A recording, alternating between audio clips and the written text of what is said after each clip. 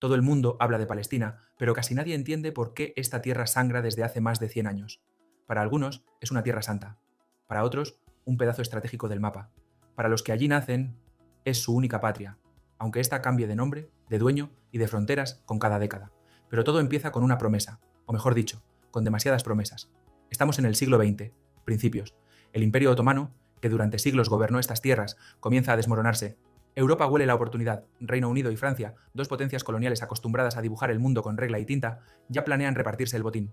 En 1916 firman un acuerdo secreto, los acuerdos Sykes-Picot, que dicen que cuando el Imperio Otomano caiga, ellos decidirán qué hacer con sus tierras. Palestina, en ese plan, queda bajo control británico. Hasta aquí, la historia suena como una típica jugada imperial, pero hay un pequeño detalle. Al mismo tiempo, los británicos están prometiendo lo mismo a dos pueblos diferentes. Primero, en 1915, le prometen a los árabes, a través de las cartas de Hussein McMahon, que si se rebelan contra los otomanos, les darán la independencia sobre un territorio que incluye Palestina. Los árabes aceptan, luchan, mueren, creen que están liberando su futuro país. Pero apenas un año después, Reino Unido negocia con otro actor clave, los líderes del movimiento sionista, que buscan establecer un hogar nacional para los judíos en Palestina. Así nace, en 1917, la famosa Declaración Balfour, una carta breve pero explosiva donde el gobierno británico dice ver con buenos ojos la creación de un hogar nacional judío en Palestina, eso sí, sin perjudicar los derechos de las comunidades no judías existentes, una frase diplomática que oculta una contradicción brutal, porque los británicos acaban de prometerle la misma tierra a dos pueblos, y no es cualquier tierra. Palestina tiene un valor geográfico enorme, es la entrada a Asia desde Europa y África, tiene acceso al Mediterráneo y está cerca del Canal de Suez, pero más allá del mapa, tiene valor simbólico. Para judíos, cristianos y musulmanes, esta tierra está cargada de historia, de religión, de memoria. No es cualquier lugar, es Jerusalén, es Hebrón, es Nazaret. Cuando la Primera Guerra Mundial termina y el Imperio Otomano cae, la Sociedad de Naciones, antecesora de la ONU, le entrega oficialmente a Reino Unido el mandato sobre Palestina. Ya no hay secretos, ahora es legalmente su responsabilidad. Pero en lugar de calmar los ánimos, las tensiones aumentan, porque en los años 20 y 30 la migración judía hacia Palestina crece con fuerza. Perseguidos en Europa, muchos judíos ven en Palestina una tierra de refugio y redención. Y eso, por supuesto, genera un choque con la población árabe local, que ve cómo su tierra se transforma sin que nadie les pregunte. Y aquí entra en juego algo fundamental, la economía del comportamiento. Los británicos, al tratar de complacer a todos, acaban cometiendo el peor error posible, alimentar expectativas incompatibles. Los árabes esperan su independencia, los sionistas esperan construir su hogar nacional, y ambos se sienten traicionados cada vez que Reino Unido favorece al otro. La violencia no tarda en llegar. En 1936 estalla una gran revuelta árabe. Los palestinos se levantan contra la administración británica y contra la inmigración judía. La respuesta británica es dura, mueren más de 5.000 árabes, y para calmar la situación, Londres propone una solución que, vista con ojos de hoy, parece el inicio de todo: dividir Palestina, un Estado judío, un Estado árabe, y Jerusalén bajo control internacional. ¿Te suena? Fue el primer intento serio de lo que hoy llamamos solución de dos estados, pero en su momento nadie lo aceptó. Los árabes lo rechazan porque implica ceder territorio que consideran suyo. Los sionistas lo rechazan porque consideran que no les dan suficiente. Y Reino Unido, cansado, decide tirar la toalla.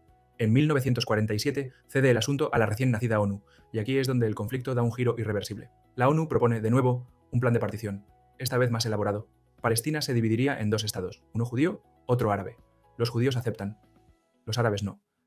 Argumentan que su tierra no puede dividirse para pagar las culpas de Europa tras el Holocausto, porque sí, para entonces ya había pasado lo peor. 6 millones de judíos asesinados por los nazis, y la presión internacional por darles un hogar se volvió imparable. Pero, ¿por qué tenía que ser en Palestina? Esa es la pregunta que millones de palestinos aún se hacen. Ellos no invadieron Polonia, no construyeron campos de concentración, no votaron a Hitler, pero su tierra fue el escenario elegido para reparar una tragedia ajena. En mayo de 1948, cuando se proclama el Estado de Israel, estalla la guerra. Una guerra que los palestinos recuerdan como la Nakba, la catástrofe. Más de 700.000 personas fueron expulsadas o huyeron de sus hogares. Pueblos enteros desaparecieron del mapa. El sueño de un Estado árabe palestino quedó en el aire. Y así, en pocas décadas, Palestina pasó de ser una tierra bajo dominio otomano a una promesa doble, luego un campo de disputas y finalmente una tierra marcada por la ruptura. Promesas incumplidas, mapas borrados, expectativas alimentadas y traicionadas. Pero esta historia aún no termina, porque lo que viene después no es paz ni justicia. Lo que viene es una serie de mapas que, con cada década, reducen aún más la tierra de los palestinos. Tras la proclamación del Estado de Israel en 1948 y la guerra que le siguió, Palestina quedó dividida en tres partes: Israel, Gaza, administrada por Egipto, y Cisjordania, controlada por Jordania. El Estado árabe palestino que la ONU había prometido nunca se creó. Los refugiados palestinos, cientos de miles, se esparcieron por los países vecinos, viviendo en campamentos que hoy ya son ciudades enteras sin Estado. En 1967, durante la Guerra de los 6 días, Israel ocupa Gaza, Cisjordania y Jerusalén Este. Fue una guerra relámpago, de apenas 6 días, pero con consecuencias duraderas. A partir de ese momento, Israel pasa a controlar toda la Palestina histórica. La ONU condena la ocupación, exige la retirada, pero en los hechos no pasa nada. Lo que sigue es aún más delicado. Comienza la construcción de asentamientos. Aquí entra en juego otro concepto del comportamiento humano, la normalización progresiva. Cuando algo impensable ocurre lentamente, dejamos de verlo como inaceptable. Y eso fue lo que pasó con los asentamientos, casas, barrios, autopistas exclusivas para colonos, todo esto dentro de un territorio que, oficialmente, no les pertenece. A día de hoy, hay más de 600.000 colonos israelíes viviendo en tierras ocupadas, en una red de asentamientos ilegales según el derecho internacional, pero sostenidos por el Estado israelí. Y cada asentamiento nuevo es un mapa nuevo, porque cada uno obliga a construir nuevas carreteras, nuevos puestos de control, nuevos muros. Palestina se convierte en un queso gruyere, lleno de agujeros, fragmentado, con comunidades que ya no pueden moverse libremente. Las rutas entre pueblos palestinos se hacen más largas, más lentas, más vigiladas. Una nación se va borrando no con bombas, sino con cemento. En el año 2000, con el fracaso de las negociaciones de paz de Camp David y el estallido de la Segunda Intifada, la tensión escala de nuevo. Israel decide construir una barrera de separación, un muro de más de 700 kilómetros, que no sigue las fronteras reconocidas, sino que se adentra profundamente en territorio palestino. Oficialmente es por seguridad, pero en la práctica separa a familias, corta caminos y redefine aún más el mapa. La Corte Internacional de Justicia declara el muro ilegal, pero el muro sigue ahí, se ha convertido en parte del paisaje. Y mientras tanto, la Franja de Gaza, uno de los lugares más densamente poblados del mundo, queda completamente bloqueada. Israel controla el espacio aéreo, las aguas territoriales, los pasos fronterizos. Egipto cierra el sur. El desempleo supera el 50%. Más del 80% de la población depende de ayuda humanitaria. Gaza se convierte en una cárcel a cielo abierto, una prisión donde el castigo colectivo sustituye a la justicia individual. ¿Y Cisjordania? Divide y vencerás. Israel permite cierta autonomía a la autoridad palestina en zonas fragmentadas, pero el control real sigue en manos del ejército israelí. En cada entrada a una ciudad palestina hay un checkpoint. En cada colina, una torre de vigilancia. En cada esquina, una posibilidad de humillación diaria. La pregunta es, ¿por qué la comunidad internacional ha permitido esto? Aquí entra en juego otro sesgo conductual, el sesgo del statu quo. Nos cuesta mucho más actuar para cambiar algo que ya se ha instalado, aunque sea injusto, y además hay intereses. Estados Unidos, por ejemplo, aporta más de 3.000 millones de dólares al año en ayuda militar a Israel. Para muchos gobiernos occidentales, cuestionar a Israel es políticamente arriesgado, así que se prefiere hablar de negociaciones futuras, mientras la realidad se decide sobre el terreno, cada día.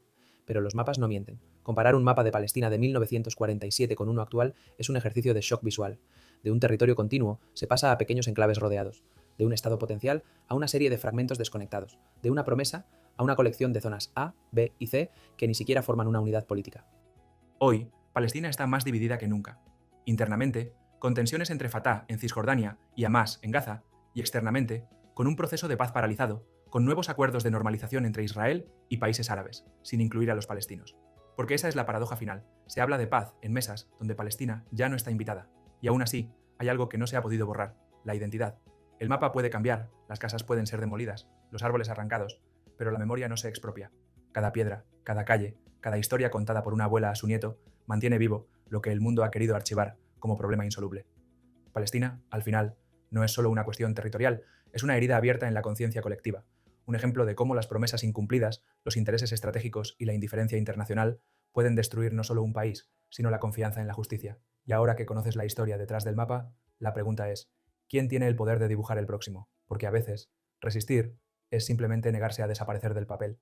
Te leo en comentarios. Y si quieres seguir explorando ese otro lado de la economía, suscríbete, activa la campanita y acompáñame en la próxima historia que nadie más te va a contar.